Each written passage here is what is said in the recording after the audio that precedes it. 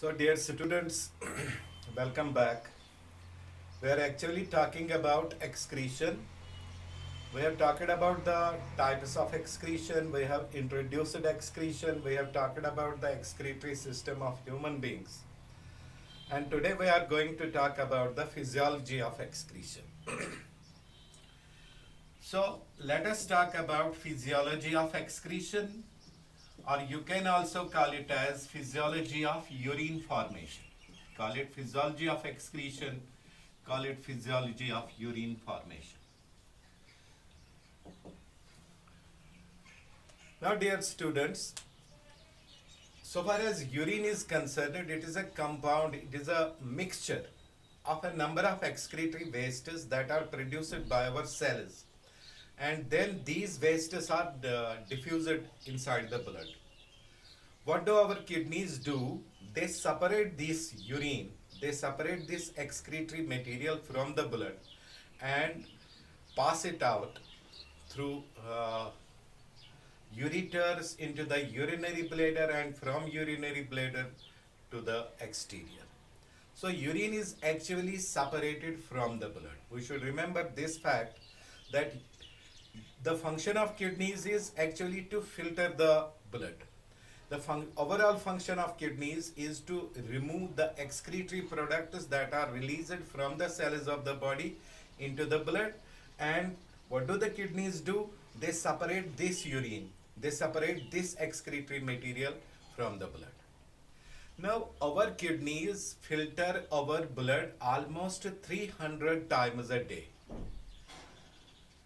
Inside the body of a normal person, the blood gets filtered through kidneys about 300 times a day.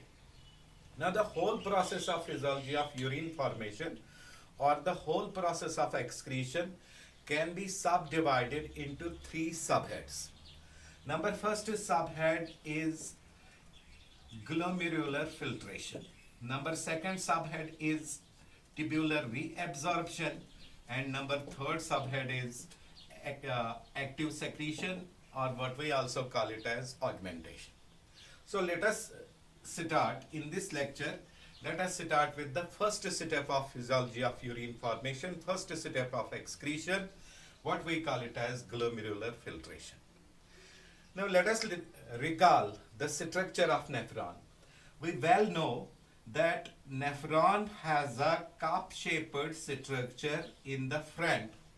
This cup-shaped structure is called as glomerulus. It is called as Bowman's capsule. From Bowman's capsule starts proximal convoluted tubule, then we have got loop of Henle, then we have got distal convoluted tubule, and then we have got collecting duct. We have nothing to do in this step, we have nothing to do with the rest parts of the nephron. We are actually concerned with glomerulus. Now look here. Let me elaborate this picture for you. Let me suppose this is what we call it as Bowman's capsule. Recalling the structure of Bowman's capsule. Let us suppose this is Bowman's capsule. We already know that Bowman's capsule is lined by simple squamous epithelium. The simple squamous epithelium of Bowman's capsule is divided into two layers. We have got visceral layer over here and we have got parietal layer at the periphery. So this is parietal layer. This is parietal layer of the Bowman's capsule, ordinary type of simple squamous epithelium. Once again, this is parietal layer. Now, we have got a spatial layer over here, what we call it as visceral layer. I have told you in my previous lecture that visceral layer consists of specialized simple squamous epithelial cells. These specialized simple squamous epithelial cells are called as podocytes. The podocytes thereby constitute a consistent layer, consistent visceral layer, and podocytes are simple squamous epithelial cells, but these podocytes are little bit modified. Every podocyte is possessed by outgrowths. It possesses outgrowths. These outgrowths are called as pedicels. Now these are pedicels, Every pedicel opens through a finite pore. That finite pore is called as papillus. Every pedicel has a finite pore, and that finite pore is called as papillus. Now, we should also remember that the podocyte layer or the visceral layer, it is not a continuous layer, it is perforated by pores, and these pores are called as filtration slits. So we have got pores over here. These pores are filtration slits in between the cells. And in addition to the filtration slits, we have papillae over here. The papillae also bear pores. These pores are about the size of papillae pores is about 100 nm, and the size of filtration slits is about 25 nm. Now this much about the basic structure of Bowman's capsule. Then we know that the renal artery gives each and every nephron a branch, and that branch is then called as arteriole.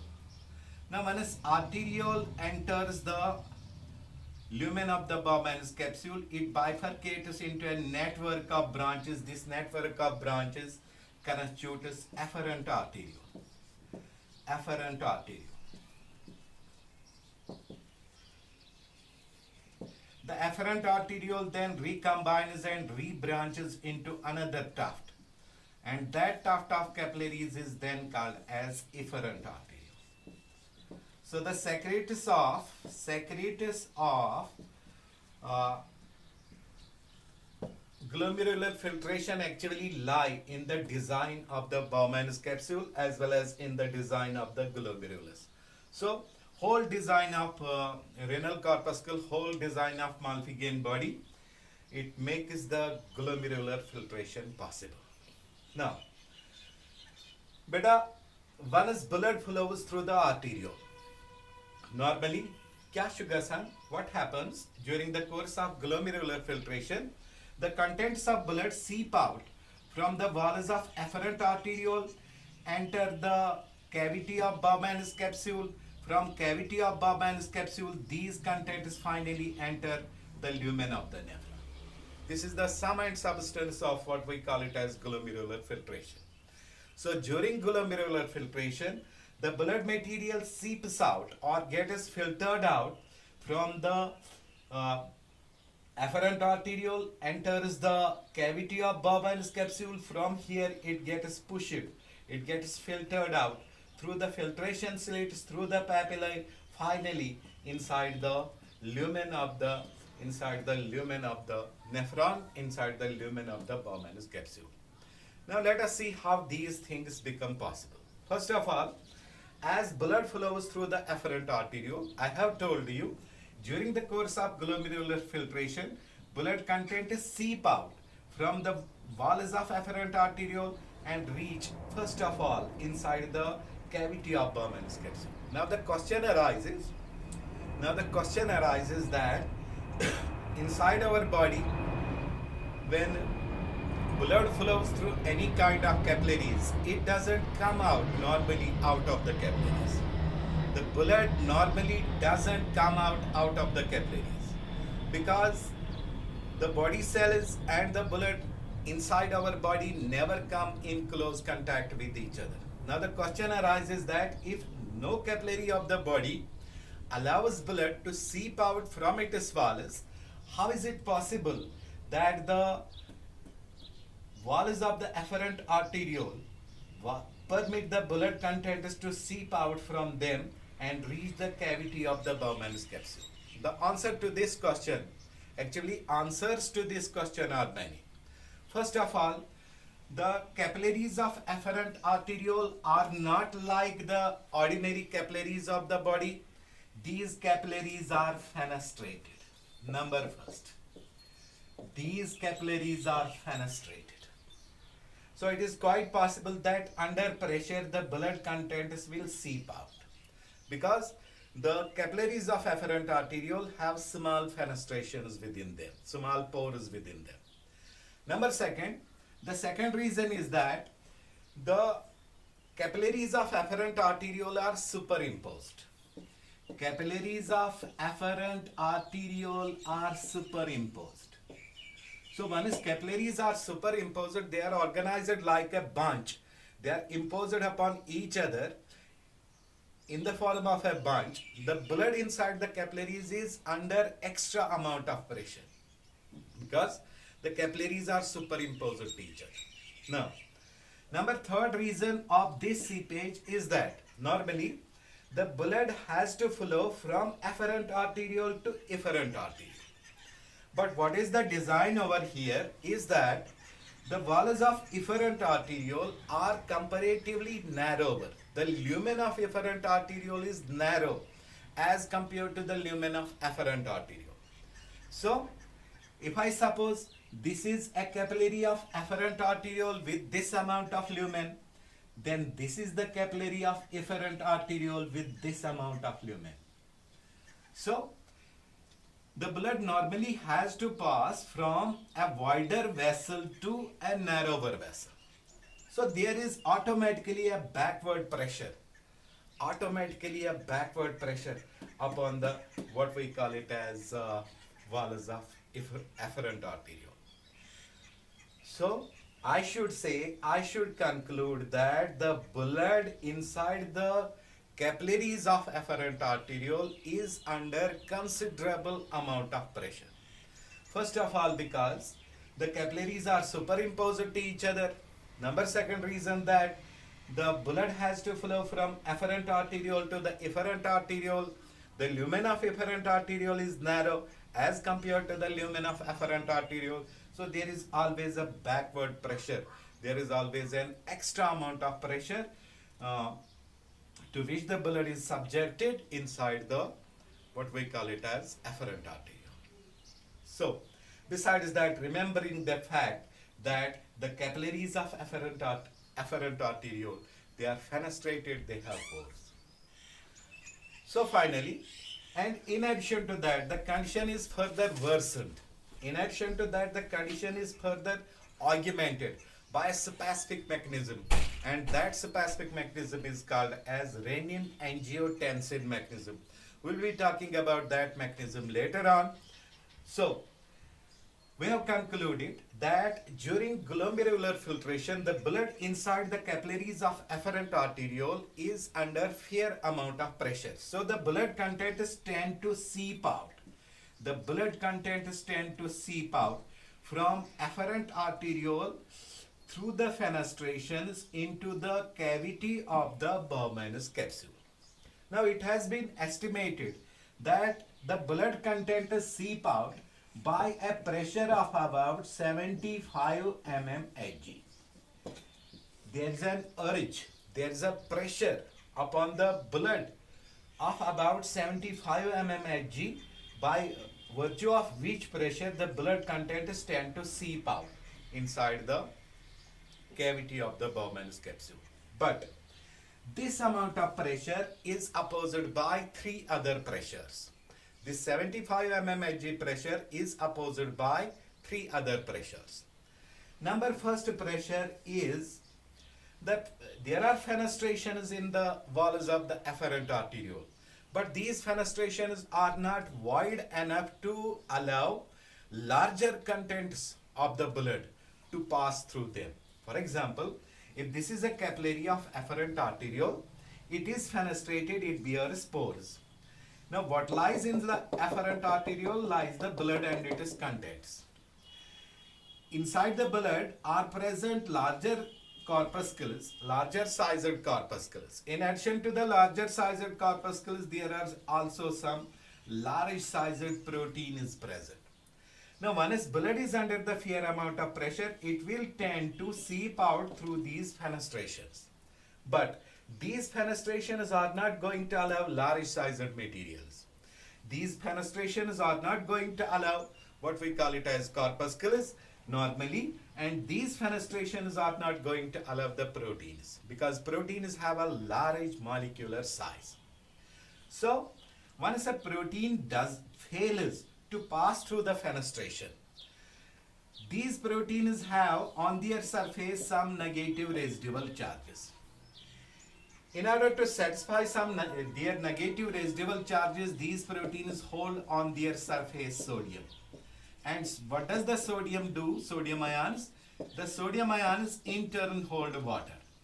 And water in turn holds some materials which are dissolved and dispersed in it.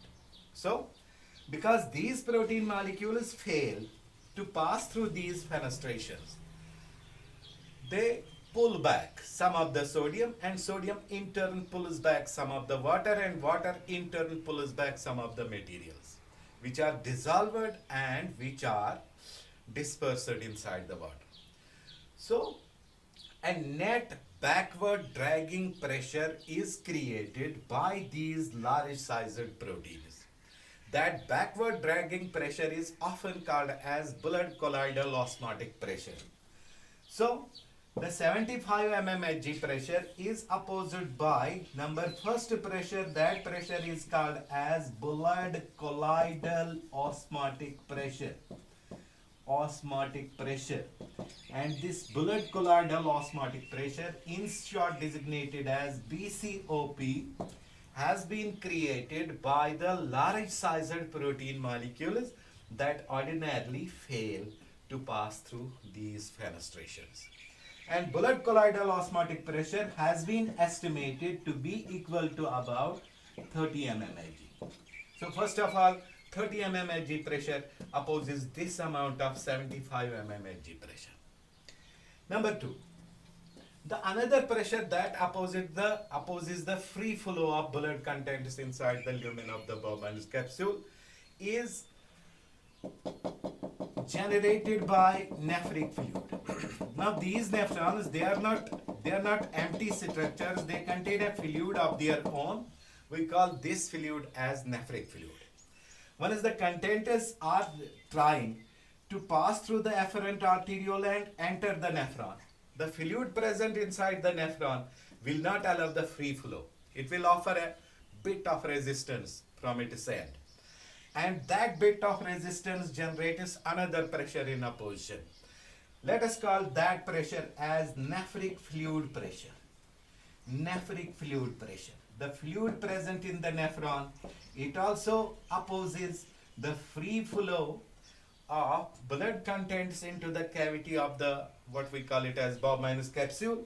And this nephric fluid pressure, when estimated, was found to be equal to 10 mmHg. Number 2. Number 3, the third pressure in opposition is that these nephrons, this part of the nephron is present mostly in the cortex. Now, in between the nephrons is present the interstitial fluid of the kidney. In between the nephrons, in between adjacent nephrons is present interstitial fluid of the kidney.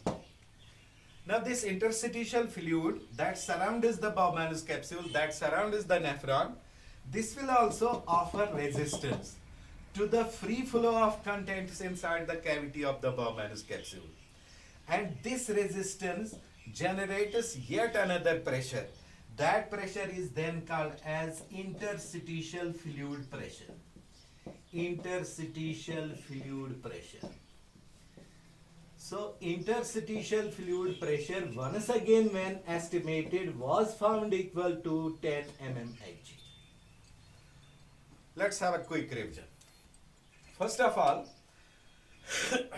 the blood contents inside the afferent arteriole are under fair amount of pressure because of so many reasons, because the capillaries are superimposed, because the walls of efferent arteriole are tighter, narrower as compared to the walls of the afferent arteriole. So a net pressure is generated. That pressure is about 75 mmHg. With this 75 mmHg pressure, blood contents tend to pass through the fenestrations inside the cavity of the Bowman's capsule. But this amount of pressure is opposed by 3 other pressures. First pressure is the blood colloidal osmotic pressure that is generated by proteins. These large sized protein molecules pull back some sodium, some water and other materials and don't allow the free flow of blood contents inside the Bowman's capsule. This blood colloidal osmotic pressure, when estimated, was found to be equal to 30 mmHg. Number second pressure that opposes the free flow is nephric fluid pressure. Nephric fluid pressure generated by the fluid that is already present in the nephron. The nephric fluid pressure, once again when estimated, was equal to 10 mm, has been found to be equal to 10 mmHg. Then we have got interstitial fluid pressure, again opposing the free flow. This interstitial fluid pressure once again is 10 mmHg. So, let us calculate how much pressure is in opposition of glomerular filtration and how much pressure is in favor of glomerular filtration. So glomerular filtration is favored by 75 mmHg pressure. But this 75 mmHg pressure is opposed by three pressures.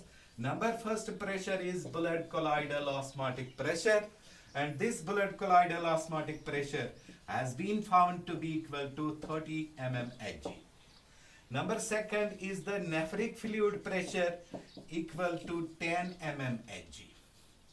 Number third is the interstitial fluid pressure equal to 10 mmHg once again. So the pressure in opposition is approximately equal to 50 mmHg. So this amount of pressure opposes this amount of pressure. Nevertheless, this pressure is greater as compared to the pressure in opposition. So overall, the blood contents will seep. They will get filtered inside the lumen of Bowman's capsule by a pressure of about 75 minus 50, about 25 mmHg pressure. This pressure is often called as glomerular filtration pressure. So, blood content is then get filtered inside the cavity of the Bowman's capsule by 25 mmHg pressure, and this amount of pressure is referred to as glomerular filtration pressure. So, with this amount of pressure, the blood contents enter the cavity of Bowman's capsule. Most of the small molecules enter there. Out of these substances, many materials are useful, some materials are harmful. For example, water, all kinds of mineral ions, vitamins, enzymes, hormones, amino acids, fatty acids, glucose, all of these along with excretory wastes, all of these content seep out. However, corpuscles, proteins and some retained water and some sodium and some of the other dissolved substances, they do not normally seep out, they do not normally pass from afferent arteriole into the lumen of the Bowman's capsule. So this whole process is called glomerular filtration.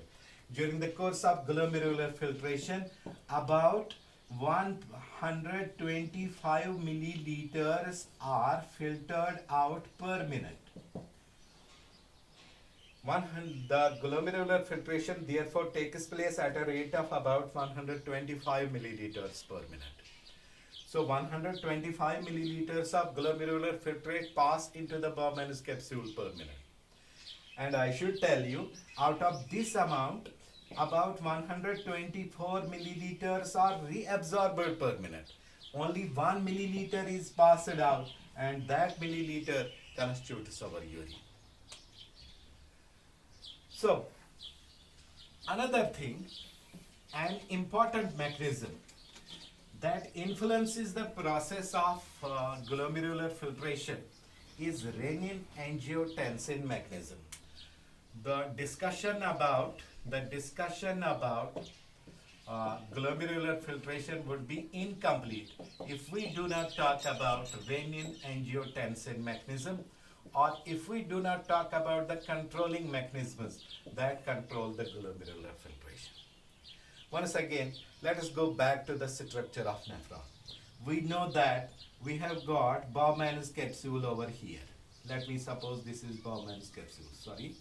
Let me suppose this is Bowman's capsule. Let me suppose this is PCT, proximal convoluted tubule. Then this is loop of Henle. Loop of Henle is U-shaped structure. For illustration, we draw it like this.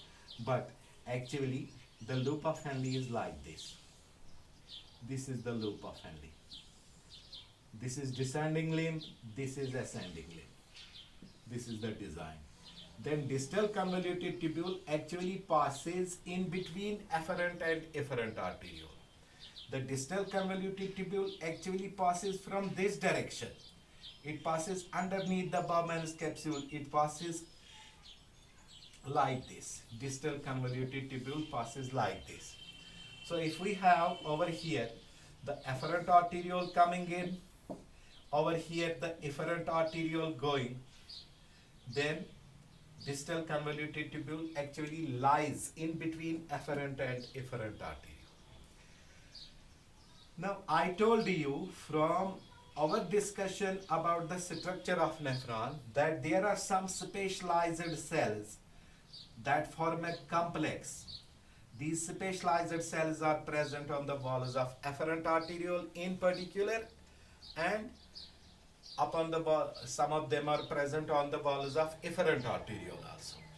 These specialized cells constitute a complex. That complex is called as juxtaglomerular complex, or you can call these specialized cells as juxtaglomerular cells.